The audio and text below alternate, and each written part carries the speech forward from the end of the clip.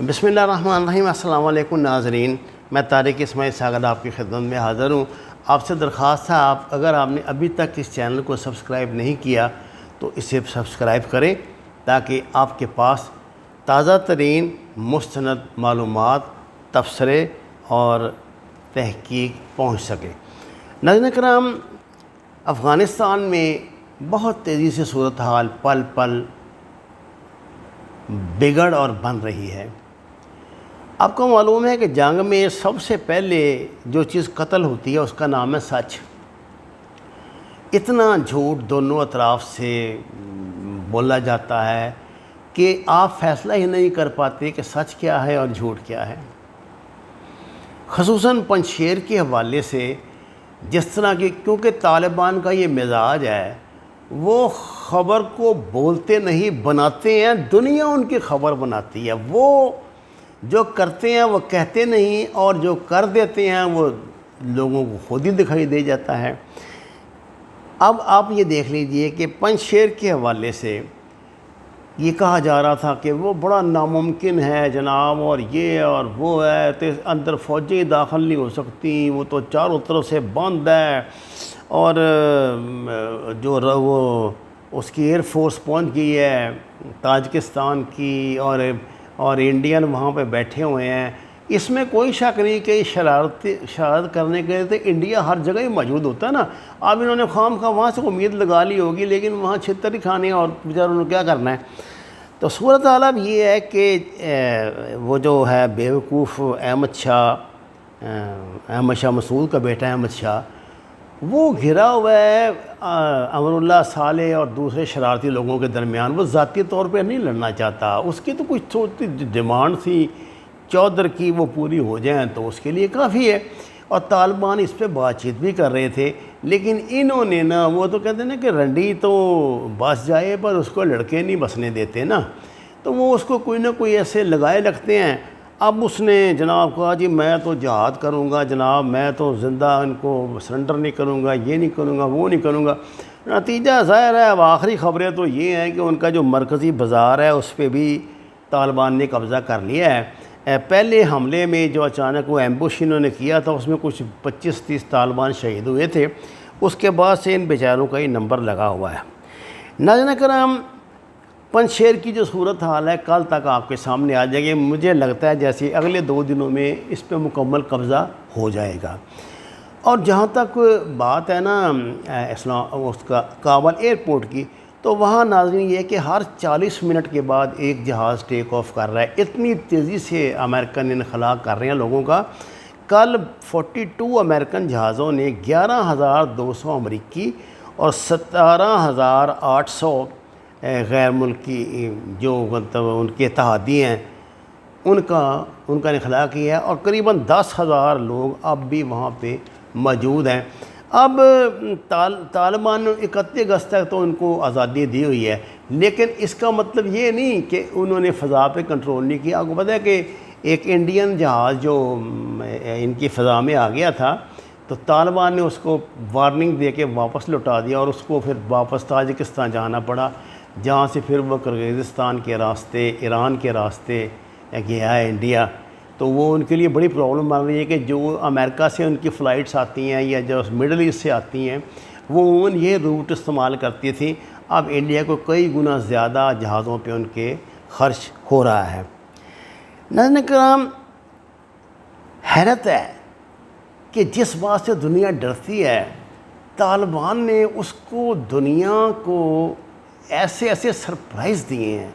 यह ख़वातीन का मामला, कल ज़बीउल्लाह मुजाहिद ने कमाल का बयान दिया। उन्होंने कहा जी अगर कोई औरत अपना मुंह नहीं ढांपना चाहती है तो हम क्या उसका ज़बरदस्ती मुंह ढंपा देंगे? हमने तो उन्हें बताया कि इस्लामी तालीमात ये हैं, अगर आप अपना मुंह ढांपती हैं तो ठीक है, नहीं ढांपती तो तब भी ठीक है। कोई ऐसी हरकत ना करें जो इस मुआशरे में इश्तियाल का बायस हो। हमने ये तो नहीं कहा कि हम आपको वो पुराना जो बुरखे होते हैं वो उड़ा देंगे और ये कर देंगे, ऐसी कोई बात नहीं। इसकी मिसाल आप देख लें, जो औरतें वहाँ पे घूम रही हैं जिनकी तस्वीर ठकाठक मीडिया उतार के, वेस्टर्न मीडिया खसूसन हेरात में जो हमारे इंडियन मीडिया ने भी हम तक पहुँचाई हैं, اس میں عورتیں بالکل ایسے ہی پھر رہی ہیں جیسے پاکستانی عورتیں بازاروں میں ہوتی ہیں، کچھ ہوتی ہیں، کوئی پابندی نہیں، کسی نے ان کے ڈنڈے نہیں مارے۔ پہلے تو تصاویر آتی تھی نا، تو طالبان جو ہیں وہ برقع لیے عورتوں کو بھی سوٹیاں مار رہے تھے، آپ بازار میں کیوں آتے ہیں، گھروں میں رہا کریں، ایسی قطعاً کوئی بات نہیں۔ اچھا ناظرین کرام، اس سلسلے میں ایک بڑی حیران کن خبر یہ ہے کہ ترک افواج جو ہیں وہ واپس جا رہی ہیں۔ طیب اردگان کو شاید ان کے دوست، کیونکہ پاکستان میں آپ کو پتہ ہے انہوں نے، ان کے وزیر خارجہ نے اور ان کے ایک دو جنرلوں نے 3-4 روز قیام کیا اور جنرل باجوہ سے اور عمران خان سے مشاورت کی ہے۔ میرا خیال ہے انہوں نے یہ بات پاکستان کی مان لیا، اور ایک اچھے دوست کی حیثیت سے پاکستان کا فرض بھی تھا اور ان کو بھی فرض تھا کہ یہ سمجھاتے اور وہ سمجھ جاتے۔ تو اب وہ کوئی نہیں رہا، کیونکہ طالبان اس بات کو قبول کرنے کے لیے تیار نہیں تھے کہ کوئی غیر ملکی فوجی، ایک دوست کی حیثیت سے تو وہ ترکی کو کہتے ہیں کہ آپ ہمارے ساتھ آئیں، بسم اللہ، ہماری مدد کریں، آپ ہمارے بھائی ہیں، ہمارے تاریخی رشتے ہیں، سب کچھ ہے، لیکن اگر آپ نیٹو کی طرف سے ادھر رہیں گے تو 1 گھنٹہ بھی آپ یہاں نہیں رہ سکتے۔ اب ترک افواج واپس جانا شروع ہو گئی ہیں، اور یہ بہت بڑی کامیابی ہے جس میں بنیادی کردار پاکستان کا ہے۔ پاکستانی وزیر خارجہ کے 4 ملکی دورے اور یہ جو اقدامات اور اور ہر وقت جو ہمارا روس اور چین کے ساتھ کانٹیکٹ ہے اس حوالے سے، ہمسایہ ممالک کے ساتھ، پوری دنیا کے ساتھ، وہ پوری دنیا میں بہت اپریشیٹ کیا جا رہا ہے، اور اتنی ذلت انڈیا کو اٹھانی پڑ رہی ہے جس کا آپ گمان نہیں کر سکتے۔ یہ تو ڈھیٹ لوگ ہیں نا، مانتے تو نہیں پھر کسی بات کو، بہرحال ان کی مرضی، نہ مانے، میں تو آپ کو حقائق بیان کر رہا ہوں۔ اب ناظرین کرام، صورتحال یہ ہے کہ اس وقت ترکی کی افواج تو چلی گئی ہیں، اور جو سب سے اہم سوال اس وقت دنیا میں کھڑا ہو رہا ہے، خصوصاً جس کی بڑی تکلیف انڈین میڈیا کو ہے، وہ کہتے ہیں جو 3,20,000 جو فوجی تھے جن پہ $1 کھرب امریکہ نے خرچ کیے، اور انڈیا کا بھی خاصا کہان بچہ کلو ہوا ہے، ان غریبوں کا بڑا مہنگا ہیلی کاپٹر بھی گیا، اور ان کے ہوائی جہاز بھی جو ہیں وہ گئے، پائلٹ بھی مارے گئے، 3-4 بڑے کام کے پائلٹ تھے، ان کا ویسے بیڑا گرک ہوا ہے، ہر ہفتے 1.5 بعد ایک MiG 21 گر جاتا ہے، کل پرسوں بھی کوئی گر گیا ہے پاکستانی بارڈر کے نزدیک، اور میڈیا نے مذاق بنایا ہوا ہے انڈین ایئر فورس کا کہ آپ تو ہر مہینے ایک MiG جو ہے نا وہ ہوا میں تباہ کروا دیتے ہیں، جنگ کی تو ضرورت ہی نہیں۔ اور ابھی تو مجھے سمجھ نہیں آتی، وہ جو انہوں نے بڑا خفیہ ایک وہ رکھا ہوا ہے جی، جو 5-7 جن کے اوپر بڑے ناریل توڑ کے رکھتے ہیں، وہ منظر عام پر نہیں آئے کہ وہ کہاں چھپا کے رکھے اور ان کو کب اور کیسا استعمال کر رہے ہیں۔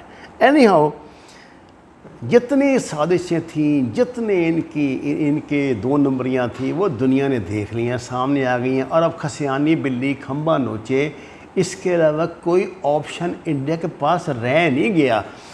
ناظرین کرام، یہ 3,20,000 فوجی آخر کہاں چلے گئے؟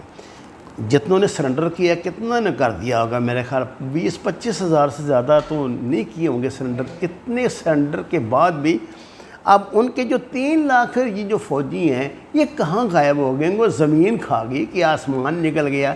اس وقت یہ سوال بڑی اہمیت کا عمل ہے، اور پوری دنیا کے پریس میں کہا جا رہا ہے کہ یار ان کو اس طرح مکھن کھلا کے اور دودھ پلا کے پالا تھا، تو اب ان کا یہ لوگ کہاں چلے گئے ہیں؟ ان کو زمین کھا گئی کہ ان کو آسمان نکل گیا؟ یہ اس پریشان کن سوال نے دنیا کو چکرا کے رکھ دیا ہے۔ یہ لوگ ڈسپرس ہو گئے ہیں، اپنے دیہاتوں کو واپس لوٹ گئے ہیں۔ کیا طالبان کی اس سلسلے میں کوئی خصوصی پالیسی ہے؟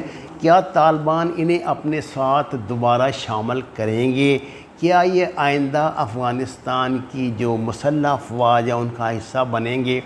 یہ ابھی اس سوال کا جواب کسی طرف سے نہیں آ رہا، لیکن یہ طے شدہ بات ہے کہ ان پر جتنا غصہ انڈیا کو آئے اتنا شاید امریکہ کو بھی نہ ہو، اور خاص طور سے جو ان کے مونچھوں والے کارٹون جرنیل ہیں، جنرل بخشی، وہ تو چیخ کے بیچارے کا گلا بیٹھ گیا کہ یار یہ کہاں چلے گئے، کہاں بھاگ گئے۔ اور جو جوتم پیزار اس وقت انڈین سیکورٹی ایڈوائزر اجیت ڈوال کے ساتھ ہو رہی ہے، وہ تو زندگی میں یاد کرے گا کہ میں نے کیا چول مار دی تھی۔